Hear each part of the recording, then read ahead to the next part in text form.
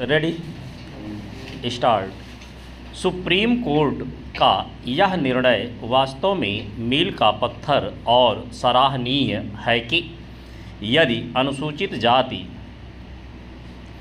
का कोई हिंदू, सिख और बौद्ध अन्य किसी पंथ को स्वीकार कर लेता है तो वह एससी का दर्जा खो देता है और साथ ही एससी एसटी एक्ट के उपयोग का अधिकारी भी नहीं रह जाता।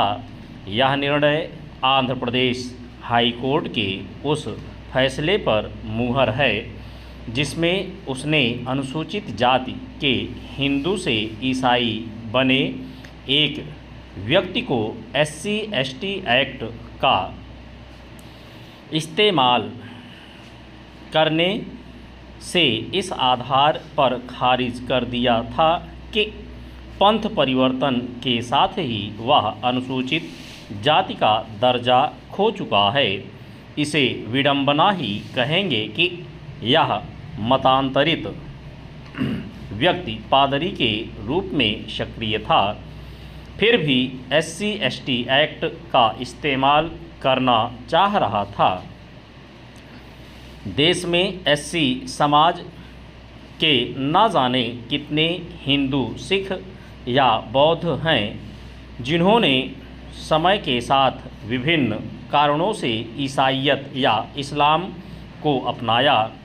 इन कारणों में एक बड़ा कारण लोभ, लालच और छल छद्म है। यह किसी से छिपा नहीं कि ईसाई मिशनरियां और मुस्लिम दावा समूह गुपचुप रूप से हिंदू, सिख और बौद्ध समाज के निर्धन, वंचित लोगों का छल छद्म से मतांतरण कराते रहते हैं। उनके चंगुल में आमतौर पर एससी और एसटी समाज के लोग फंसते हैं।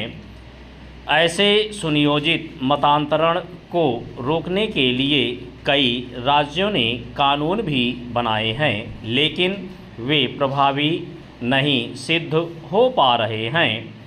इन्हें प्रभावी होना चाहिए क्योंकि लालच और छल कपट के सहारे कराया जाने वाला मतांतरण एक तरह का राष्ट्रांतरण है।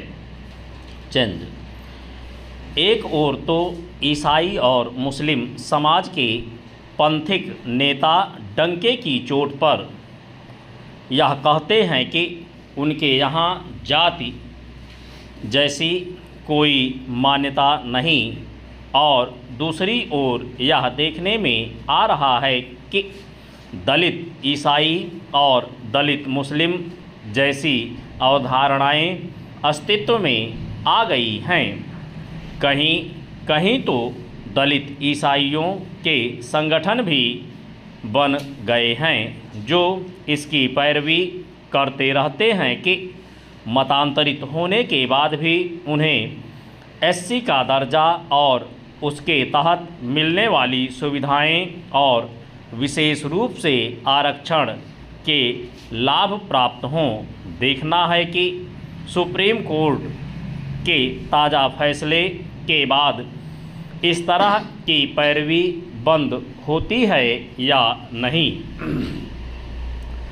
जो भी हो, यह ठीक नहीं कि मतांतरण के जरिए सामाजिक ताने बाने को बिगाड़ने एवं संवैधानिक प्राविधानों और खासकर आरक्षण का बेजा लाभ उठाने की कोशिश की जाए।